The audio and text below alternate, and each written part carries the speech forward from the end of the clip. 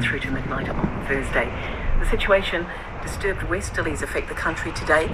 A complex trough of low pressure from the Tasman Sea moves onto New Zealand in the morning, then across the South Island later tomorrow.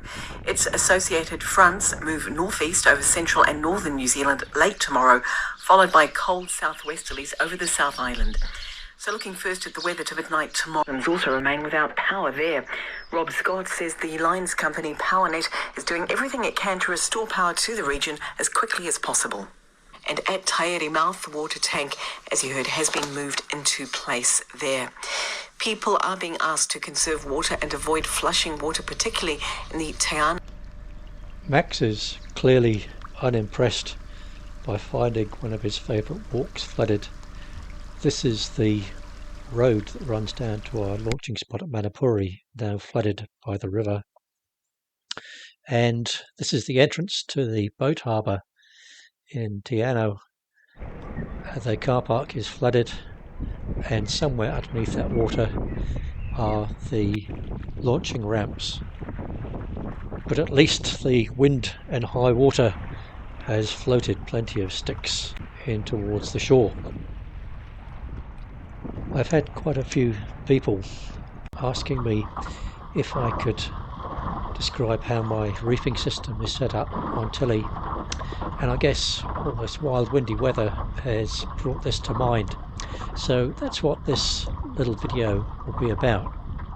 Our local sailing conditions here in Fiordland can be quite challenging, and we often get quite sudden and unexpected and quite dramatic changes in wind speed, and it's not at all unusual for things to go from flat calm to quite a strong breeze in a very short time. So that is the main reason why I chose the simple balanced lug rig for Tilly, so that I could have a reefing system that was efficient and quick and easy to use.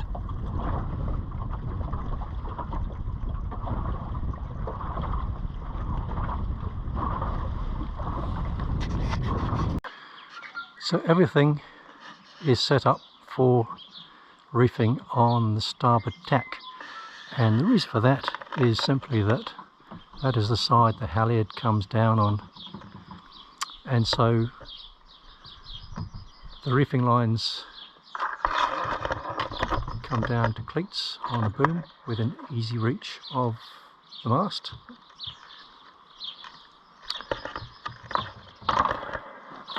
Down at the leach, the reefing lines come down as normal, except that I have them going up and coming down on the starboard side, rather than having them go up on the port side and back down on the starboard side.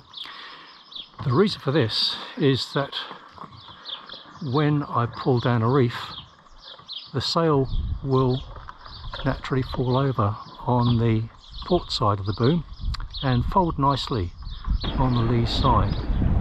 It's quite a neat way of doing it.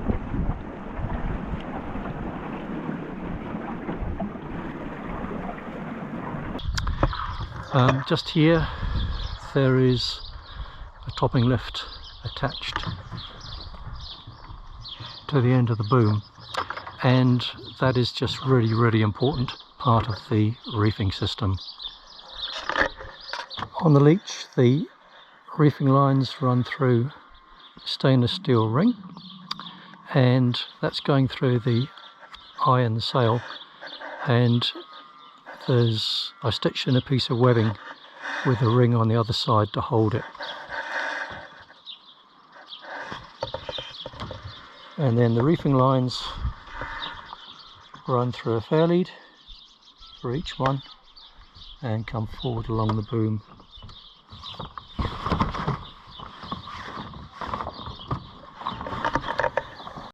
Up Up at the fore end of the sail I have a snap shackle attached to each reefing eye, and they attach down to 3 saddles, one for each reef behind the tack. So because the angle of the sail is not a right angle, it's angled backwards, it means that when you pull the first reef down it won't reach the tack, so it has to come to that point there, and that's the second reef and the third reef, and these saddles are bolted right through down to the bottom of the boom. And the 3 snap shackles on the luff are attached in much the same way as the rings for the reefing lines on the leech. So this is how it works pulling down a reef, and in the spirit of true authenticity I'm doing this in the rain. So there's nothing at all unusual about the way I pull down a reef, it's pretty standard.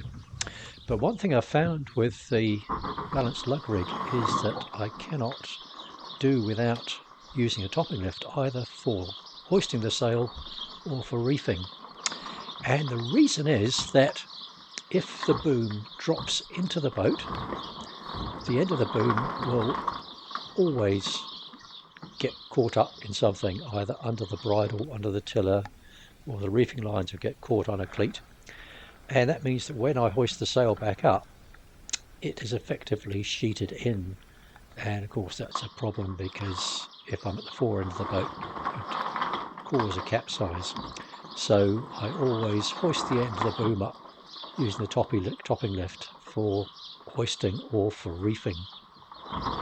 And I've also found that the topping lift is very useful when I'm rowing the boat in calm conditions. If I want to leave the sail up and row, I can hoist the end of the boom up, so when I'm sitting on the thwart it's high enough that it doesn't keep clunking me on the head while I'm rowing.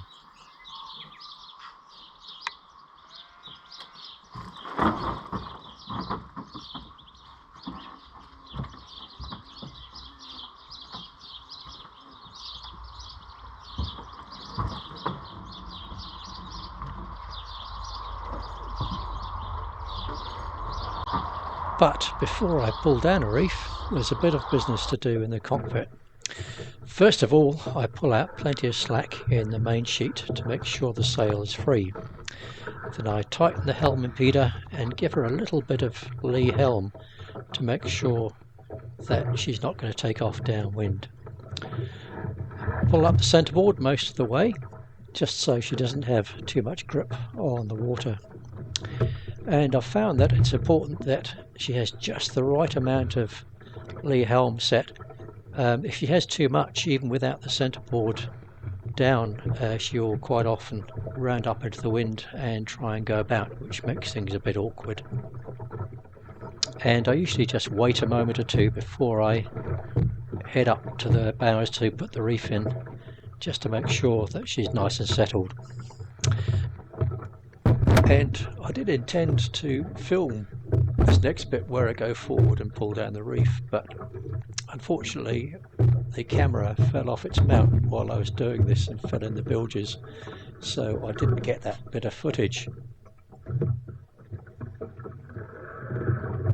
So it's taken me quite a while to get the reefing system set up and working well, and I tried quite a number of ways to make it work, and in the end I finished up using half a bucket of hardware to get it so that it was working as I wanted it to and working well. But I'm quite pleased now with the end result. It works well and it's really easy to use. As you can see, I'm sailing in reasonably flat water, but it was quite a breezy day this particular day, and I certainly did need the reefs in the sail.